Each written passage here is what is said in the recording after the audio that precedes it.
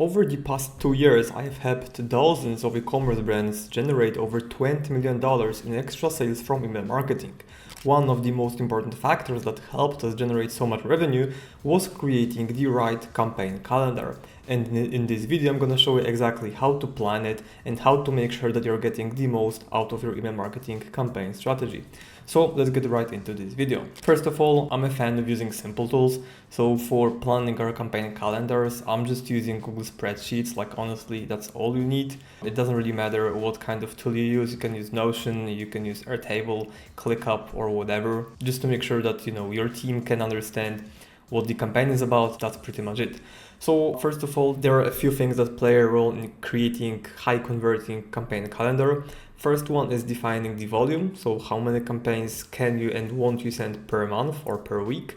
Usually if you're doing less than like 3 to 400K per month, sending between 3 to 4 campaigns per week is 100% enough.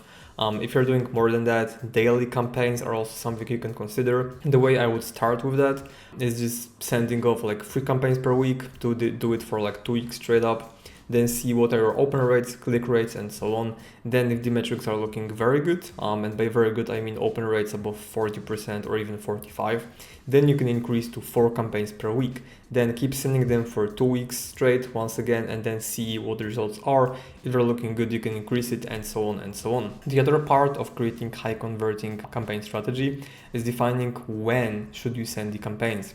Into when, there are already 2 factors that play a role. First one is the day sent time, and the other one is time sent. So what I suggest you do, and that's what usually we do, is go to your Shopify Analytics or WooCommerce or whichever platform you're using and see where you're having the biggest spikes in sales. A lot of people might think that this is like counterintuitive, since like you own your email list, so it might make sense to send emails on the campaigns that you're not having so much revenue on the worst days of the week. But I don't agree with that personally, and we've always seen just better results when we compare it with Shopify and so on. And that's mainly because your Shopify suggests the customer behavior. So if your majority of your customers are buying from Monday through Thursday, if you send campaigns through these days, they're also going to bring you the best results, because if they're not buying on Monday, Friday, Saturday, and Sunday, then email won't do much as well, since they are probably not that active online. And I use this specific example of these 3 days because we have one client that sells to a lot of actually B2B clients as well. And for them, the sales spike during these 3 days, and then they're cooling off into the weekend. We've run extensive tests on when to send. We're having like Tuesday, Thursday, Saturday sends, Monday, Wednesday, Friday, and Sunday, for example. And what worked best was just having these 3 days that were doing the best for them. And my point is just double down on what works well. Unless you once again test it and it turns out that it makes sense for you to run these campaigns on your worst sales days, then of course do it. But other than that, I would just suggest you double down on what works well. Usually if you're sending between 3 to 4 per week, I like to have like 1 day space between each campaign, right? So it would be campaign 1, then it would be campaign 2, campaign 3, and for example, Saturday on Sunday, you would do campaign 4, right? Something like this. Assuming that Monday, Wednesday, Friday are your best days. Otherwise, you can do Tuesday, Thursday, Saturday. This is also what we usually find to work the best, pretty much regardless of the niche, unless there's some specific example that indicates otherwise. But usually starting off with Tuesday, Thursday, and Saturday tends to work pretty well. A lot of brands send emails on Mondays, so people are getting a lot of these. Same goes for Friday, but Tuesday and Thursday and in general are pretty good days for sales. And then of course weekend is doing pretty good as well. So that was the first part, which is when to send, on what day, and then what time. Once again, I would suggest you go with your Shopify Analytics and just see, intraday, what are your best performing hours. It can be 7 p.m., it can be 8 p.m., it can be 3 p.m., it can be 9 a.m. I always suggest you run, like in Klaviyo, you have something like exploratory time send campaign, where Klaviyo is sending one campaign throughout 24 hours, and then they're giving you results, which type was working the best. So I suggest you send 1 or 2 of those, pick 2 best performing times that, you just analyze the data from these 2 campaigns and see what's been working the best, and then A/B test the best 2 winning variations to see which one is doing the best. This is how you figure out when to send and what time you should be sending them. So this was the first part. The other part is that I always like to include plain text campaigns into the week. So for example, we have 4 campaigns per week. This one will be design, this one will be design, and this one will be plain text, and this one will be design, right? So then we have different formats, and I want really you to play with them, since sometimes it might turn out that, okay, it's actually better for you to run 2 plain text campaigns per week and 2 design-based campaigns per week, instead of running 3 design-based campaigns per week and 1 plain text campaign. Right, so once again, just A/B test that and make sure you use both. If you don't really want to use plain text at least once per week, like that's the bare minimum, I suggest you do, because they just work extremely well and not many brands are doing them really, and they do work well. So that's about it for the formats. And then you really want to think about segments you want to send to, right? So there are main segments that we send to are engaged, buyers, non-buyers, and that's pretty much it. I don't really like to over segment your list, so that, you know, when you have a list of 100k people, we're gonna send to 500 of them, just because, you know, the conversion rate and click rate would be great, but your net sales wouldn't be that high if you, for example, sent it to engaged people. So that's why I really like to play with that and make sure that you're sending to multiple segments. Going forward with the example of 4 per week, because once again, I think this is a very healthy number for a majority of the brands. You really want to target non-buyers and the buyers at least once per week, and then the other 2 campaigns can go to engaged people or maybe some kind of buyers reactivation and so on. So these are really the main important factors that play a role into the calendar before we start thinking about the content, right? So usually I just do something like email and then topic, then I do format, for example, design, based, right, and then segment. I can type today's segment, okay. In this case, let's make it engaged 90, right? And then just bold it, okay, that's perfect. And using example of 4 per week, right, this one would be, for example, or buyers. This one would be, let's say, for non-buyers, right? And this one would be to engage to 90 as well, but this one would be plain text. Okay, and this is something you can consider, because even though we're sending 4 campaigns per week, what happens is that every single person receives 3 of them. So let's say customer is a buyer, they're gonna receive this campaign, and this campaign, and they're not gonna get the non-buyers one. If someone is a non-buyer but engaged one, they're gonna get this one, and this one. So that's why playing with segments is so important. If you see some specific group performing better or worse, you can always adjust it. Let's say that, you know, engaged 90 hasn't been doing so well, but buyer segment is doing extremely good, or non-buyer segment. You can play with them a little bit more, like go to non-buyers, and then once again it's kind of being like, you know, split differently. And then you can do engage 90, but for example exclude non-buyers, which would also be buyers campaign. But that's usually how we do it. I mean, engaged segments are still the best ones, just because they are broad and they're targeting both of these. But it's important to still differentiate these campaigns for buyers and non-buyers, because you're gonna want to touch on different topics and angles of the campaigns. So that's about it for formats, segments, when to send. Now, what kind of content you want to send? So first thing I like to do is, using the August example, which is the current month, I like to go either to National Today or Holiday Insights and check out what kind of holidays we have this month, right? So you can go just to either of these sites. I personally prefer National Today, but the Holiday Insights is also working pretty okay, right? If you scroll down, you can see all of these, right? And really, these days are important because they help you stand out in the inbox. Like, you're not sending another reviews campaign, which also works well, of course, but you wanna double down on some interesting days which people may not be aware of, but for you it's a great angle to use and just sell more to your customers. So right now we obviously have Olympics going on as well, right? So you could use Olympics as well as some kind of campaign. Anything like, talking about getting gold medal or whatever. If you're selling supplements, you can talk about some kind of athlete or performance that they're achieving. And then if you want to achieve this kind of performance like Olympic one, of course it wouldn't be the copy, but try other supplements to see if you can get or achieve your peak performance. Of course, you would need to play with wording so you don't get sued or whatever, but I don't think you would. Honestly, just make sure you're careful and you're not stating anything like, yeah, we are a part of Olympics or anything.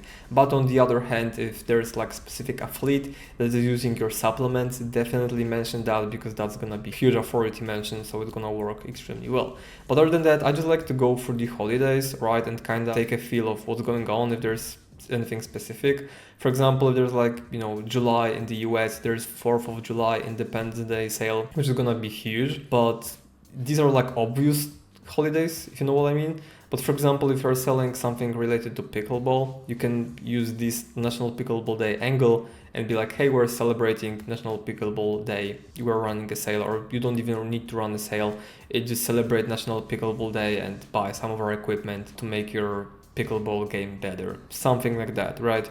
You just go through these, and I mean, not all of them are gonna apply to you or your brand, which is kind of normal and like that's understandable, but you just really need to go through them and see what applies. I'm just trying to find some kind of an example, but okay, let's say you're selling cosmetics and you have National Face Mask Day. I mean, this is a great angle that you can use without running any discounts or sales or whatever. You just be like, hey, it's National Face Mask Day. It's time to treat yourself. Check out our newest cosmetics or our best-selling face masks and get your done within a week or something like that, right? You just need to find a good angle that actually makes sense to run and then double down on that. Victory Day USA, that could also be a decent holiday depending on what kind of products you sell and if you're based in the US. For example, we have one client that sells like electronics in the music space, so National Vinyl Record Day is gonna work great for them as well. And I'm just kind of going through the examples live. I'm not like scripted or anything, but just to show you like my kind of way of thinking so that you can implement it for your brand if needed. If you're selling pet products, World Lizard Day, I mean, if you have anything for lizards, it's super niche, but if you do, you can use it of course as well, right? Then you just kind of go through them, and I mean, there's a lot of them, so I wouldn't suggest you run them like every week, but once per month, some kind of non-obvious, and by non-obvious I mean Independence Day sale is like an obvious holiday, so we don't really want to count it in. Other than that, once per month or twice per month is like maximum I would use for these campaigns, because otherwise it's gonna get like too weird if you're having like some kind of national holiday every week or every 2 days. So usually we just like to use them once per month. That's like very, very healthy. Another great example, if you're selling any kind of product like supplements or cosmetics that use honeybee, it's a great angle. World Honeybee Day, let's celebrate it, one of our key ingredients for our supplement. So make sure you try it out because it's super natural and it works great and it provides you XYZ benefits, right? So these are really the important things. And then there's also like in August, I mean, obviously back to school. So we know back to school is a huge angle, so we really want to use it. And then, okay, let's maybe go from the beginning. So this is the last really month of holidays, August, where like, people are traveling and so on. So you can also play with that a little bit as well. For example, let's make on first day some kind of mid-summer recap, right? Let's say you're selling clothing. You would promote your best-selling clothes from summer so far, which I think would work pretty good actually. Like it's a decent angle because you're going to be showing the outfits and your pieces, which is going to do well. Then for weekends, you can try something like how to style your wardrobe for end of the summer or back to school, right? Even though it's fairly early for back to school, you really want to start talking about it right now because people are going to get blasted with back to school emails from the like 19th probably or even 26th. So there's going to be a ton of other emails from other brands you're going to receive. So if you start here, you're kind of ahead of the competition, if you will, with this email right here, okay? And then you have another one. So this one would be to engage 90 as well. So I don't know, maybe you could do some kind of reel feature or TikTok feature where you just show some of your best performing TikTok from the last week or 2 weeks. And link it there, and the TikTok itself should also be selling obviously, but you could definitely do something like that. Then for buyers, let's say you're mainly selling dresses, right? Let's do some kind of cross-sell campaign and sell them skirts, or I don't know, maybe hoodies or anything else, like some kind of shoes, right? In general, cross-sell campaign, focus on one specific category. Let's stick with skirts and, for example, feature 3 to 5 best sellers, right? Just to cross-sell to people who have bought dresses from you. And you can exclude like dress buyers from the last 60 days or something like that. Sorry, skirts buyers. Then for non-buyers, you really want to convince them to buy. So you can use something like welcome code recent, right? Welcome code recent.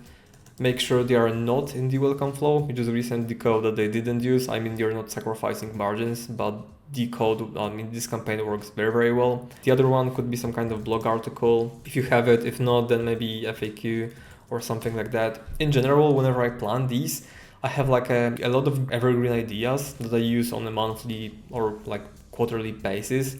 And that's what allows me to plan so efficiently, because as you can see, all of these could be replicated the next month. I mean, they wouldn't need to, but it's something you could do. And I'm always trying to think of the segment I want to send, and then the idea that would fit this segment, not the other way around, right? Because a lot of people might be, okay, let's sell this reviews campaign, and who should we send it to? I don't really like to think this way, because you really want to see what's doing best. And if you see some specific segments doing very good, you just double down on them and play with multiple angles and ideas. And then if you find an angle that's working well, you just double down on that and send it more often. This one, maybe it would be a listicle style campaign where it's like top 5 or top 3 outfits for Europe trips, right? Just an example. And then obviously you would feature some of your products like mix and match and so on. Then within another week, I would like to target buyers, but non-buyers, but maybe let's switch up the cadence a little bit so it's not too repetitive. And for non-buyers, they really might be not trusting the brand. So you want to do some kind of authority maybe, right? You just feature, if an influencer with a big following mentioned your brand, you want to highlight that. If some kind of company mentioned you like Forbes or anything else like Vogue, you want to mention it as well, even though it's not that uncommon right now for brands to get featured by these magazines, but still people are not aware that it's easy to get featured, or that, for example, you can pay for it. So you want to mention that like Vogue mentioned us, right? And you would show it, and it works great because you are showing authority, like, okay, this is not some kind of random brand. Vogue mentioned them, so they have to be legit.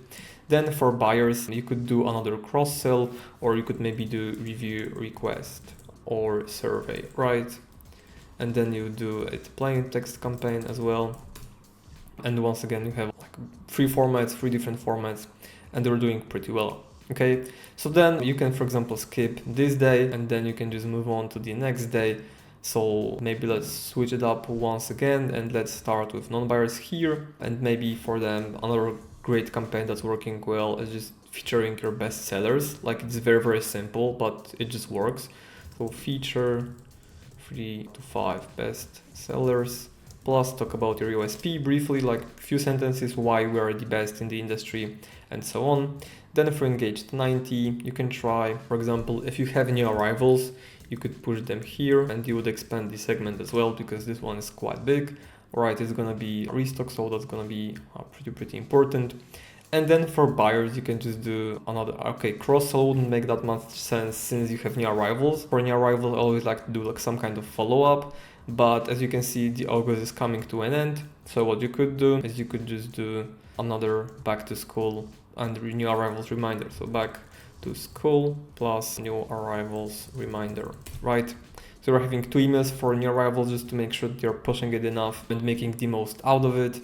And then for buyers, once again, maybe let's not target them here, but let's just switch it up once again a little bit. This one could be a design-based campaign. And for example, you could promote your referral program, because it's important to promote it every single month since you're having new inflow of buyers every single month. So you always want to remind them about it every single month as well. All right, another one could be just a simple blog article, once again, or for example, like an FAQ. In this format, you might think that it's only gonna do well for non-buyers, but that's not always true, since buyers can also have some kind of questions. So you have your FAQ page structured in a way that it also covers buyers' questions, then you can definitely send it to your engaged segment since it's gonna be relevant. Alright, and then I'm gonna do another back to school here because this is gonna be the end of the month. And then for this one, you can really, maybe try some other angle like midsummer recap, maybe some kind of value campaign. And here, what would work well is probably just targeting another engaged segment, maybe with another back to school. So I would do it a little bit differently. I would do new arrivals reminder right here, right? So people can buy on Saturday since it's pretty active. Back to school campaign, send to engaged segment, back to school, follow up. And that's pretty much it. I mean, I hope it wasn't too chaotic for you, but that's honestly how I usually think. I try to think of angles to specific segments that I want to send to.